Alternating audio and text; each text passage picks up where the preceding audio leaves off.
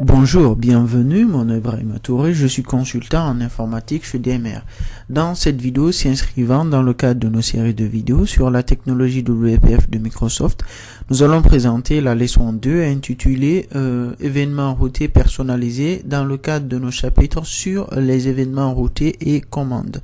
Donc dans cette vidéo concrètement, nous allons essayer de réaliser un événement personnalisé que nous allons attacher à un nouvel contrôle sur lequel nous allons essayer de définir un gestionnaire, et gestionnaire alors en ce moment qui va nous notifier du lancement de cet événement lorsque une certaine condition est remplie. Donc pour commencer, nous allons ajouter une nouvelle classe en faisant CTRL-SHIFT-A, classe dans laquelle nous allons définir notre nouvel événement.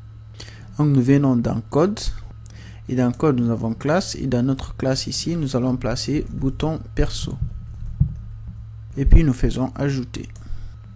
Nous allons rendre notre nouvelle classe bouton perso public pour que ce dernier soit disponible pour nous depuis le XAML, donc depuis l'extérieur. Et puis finalement, nous allons définir ou dériver ce dernier d'une classe de base qui est la classe bouton. Donc pour ce dernier, il va falloir que nous ajoutons l'espace de nom. Donc nous faisons ceci, contrôle point, et puis nous faisons using system windows.control. Donc après, finalement, dans notre classe, nous allons définir un champ statique de type public qui va représenter notre événement personnalisé à ce niveau. Donc, nous faisons public, static, read only, et nous allons nommer notre événement press event de type routed event. Nous faisons contrôle point pour importer l'espace de nom system.windows. Notre événement public static routed event, c'est-à-dire l'événement press event ici, a quelques caractéristiques assez spécifiques qui représentent déjà dans un premier temps l'élément statique et puis le fait qu'il soit read only.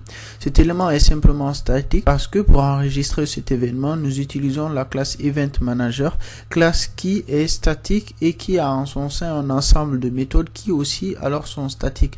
Donc pour appeler notre événement press event, nous ne faisons pas une instantiation d'un nouvel objet de cette classe, mais sommes obligés d'utiliser directement cette classe pour faire appel à une des méthodes de ce dernier, qui est ici le register routed event. Donc pour ce dernier, nous avons besoin alors en ce moment de nous assurer que notre événement ici est de type statique.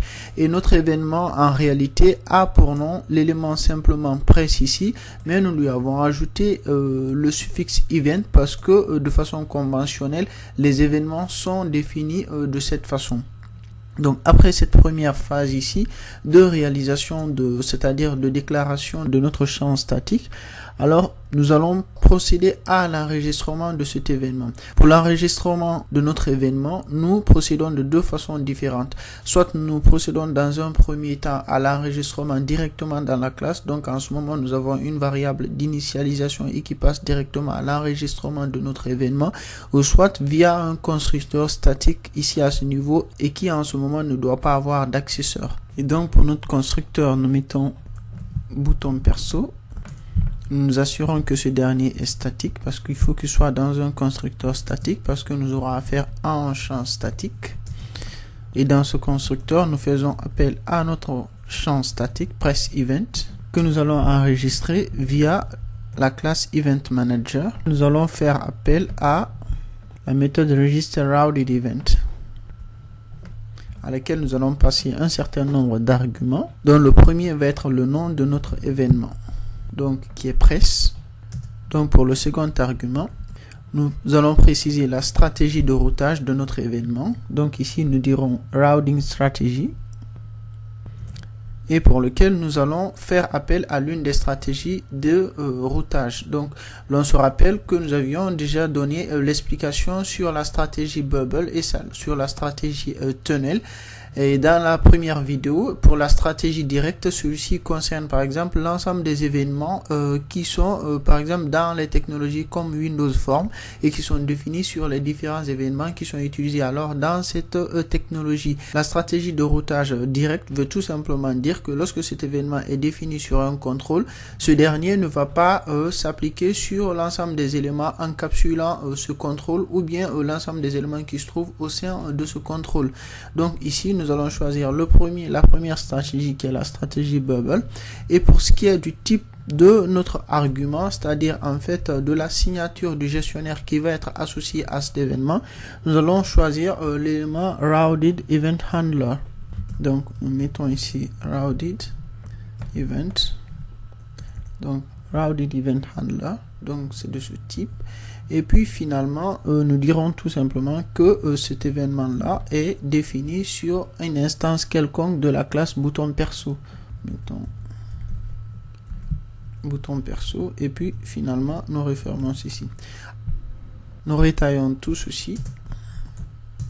Puis nous allons définir l'accesseur de type CLR pour notre événement. Dans des technologies telles le Java ou l'AS3 de Flash, nous avons plutôt des écouteurs d'événements que nous sommes obligés d'attacher ou de détacher à un élément avant ou après une action.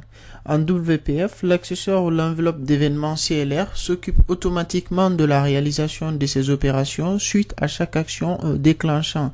Donc pour cet accesseur, nous allons mettre public event Routed Event Handler qui est de la signature de notre événement, et l'on se rappelle que le nom de ce dernier était press, et puis nous allons ajouter les différents mots contextuels qui sont le add et le remove à ce niveau, et remove pour notre événement. Donc mettons add handler pour lequel nous allons donner comme argument de notre routed event notre élément press event, et comme valeur la valeur qui va recevoir du système. Et pour le remove, nous mettons remove handler, cette méthode, et à laquelle nous allons fournir comme argument notre événement preCEvent, et pour lequel nous allons préciser la valeur de l'événement qui va lui être passée en argument. Et donc finalement, après avoir défini l'accesseur de notre événement de type CLR, pour la suite nous allons définir la méthode qui va lancer notre événement. Donc en ce moment nous mettons private void raise, nous allons faire en ce moment lancer événement, et nous allons déclarer une nouvelle instance de routed event axe. On va dire instance pour instance, et puis nous allons mettre new routed event axe. Nous allons passer comme argument, c'est-à-dire il nous demande à ce que nous le passons un argument d'événement. Alors en ce moment nous faisons appel à l'instance, à notre classe ici, et puis nous faisons appel, puisque c'est un élément statique, à notre élément preCEvent. Et puis pour la suite nous allons simplement lancer cet événement. Donc nous faisons appel à raisEvent et nous lui passons notre élément instance ici. Après, juste pour la suite, à titre de démonstration, nous allons simplement définir une nouvelle méthode ici qui va surcharger la méthode onClick de la classe de base bouton. Donc nous allons mettre protected override void et onClick de la classe de base.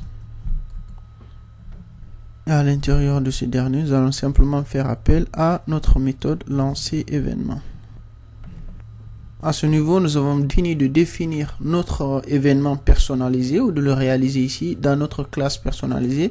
Nous allons ajouter une nouvelle fenêtre à ce projet-ci, et puis fenêtre dans laquelle nous allons placer cet élément, parce que c'est un élément qui dérive de la classe bouton, donc c'est évidemment un bouton, et bouton dans lequel il se trouve placé en événement personnalisé. Donc lorsqu'on aura placé ce bouton là, alors en ce moment dans notre fenêtre que nous allons ajouter à notre projet, nous pourrons définir dans ce dernier ou faire appel à, dans ce contrôle-ci, un événement auquel nous allons attacher un gestionnaire d'événements, et gestionnaire ici qui pourra nous notifier alors de la réalisation ou du lancement effectif de cette méthode-là lorsque le clic est effectué sur ce contrôle. Donc nous faisons CTRL-SHIFT-A, puis nous choisissons fenêtre de type WPF,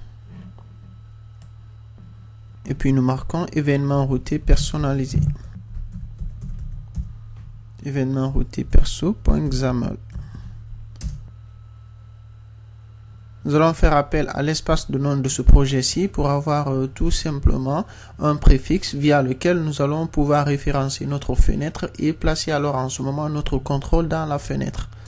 Faisons XML namespace et nous avons événement routé command et nous allons ajouter comme préfixe local. Nous allons réutiliser notre préfixe local ici à ce niveau et nous faisons appel à notre classe bouton perso dont les marges vont être à la valeur de 30. On se rappelle que cette classe dérive de la classe bouton, donc nous avons alors en ce moment tous les attributs qui sont dans la classe bouton.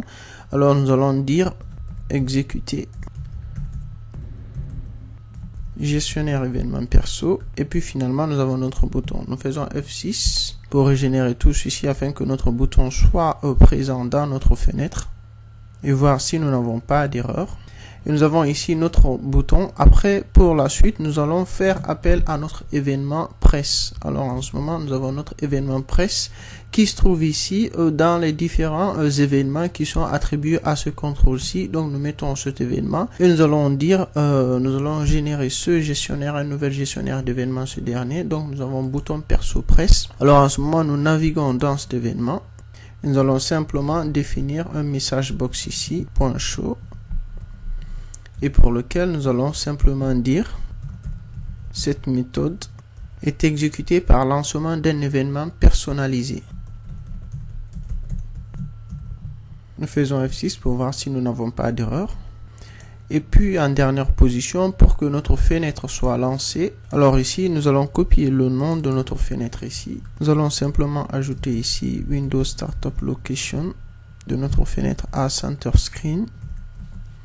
Puis nous allons venir dans la classe application pour remplacer tout simplement ceci, le nom de notre fenêtre à ce niveau pour que notre fenêtre soit la fenêtre de lancement par défaut. Et puis nous faisons F5 pour tester tout ceci. Donc dans notre fenêtre ici, nous avons notre bouton et nous cliquons sur le bouton. Et nous avons notre message dialogue qui apparaît ici et qui nous dit que cette méthode est exécutée par le lancement d'un événement personnalisé. Voilà en gros ce qu'il fallait retenir sur la réalisation d'un événement personnalisé. Bien avant de terminer, nous allons partir pour mettre quelques commentaires dans le code sur les différentes étapes de réalisation de notre événement. Donc nous revenons dans notre classe bouton perso ici.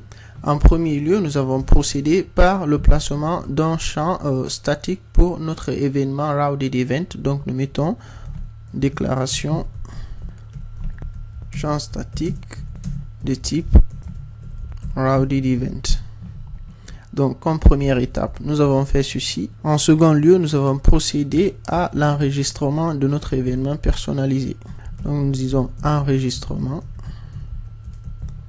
Événement perso. En troisième lieu, nous avons procédé au lancement, c'est-à-dire au fournissage d'un accessoire d'événement de type CLR. On va dire accessoire d'événement de type Common Language Runtime. Et puis, en dernier lieu, nous avons procédé au lancement de notre méthode. Donc, on va dire donc au placement d'une méthode de lancement de notre méthode. Lancement de notre méthode. Donc ceci est la quatrième phase et puis là nous avons la troisième phase. Donc voici grosso modo ce qu'il fallait retenir sur la réalisation d'un événement personnalisé.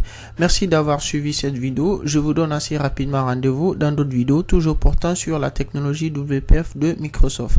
Merci encore une fois de plus. Au revoir et à bientôt.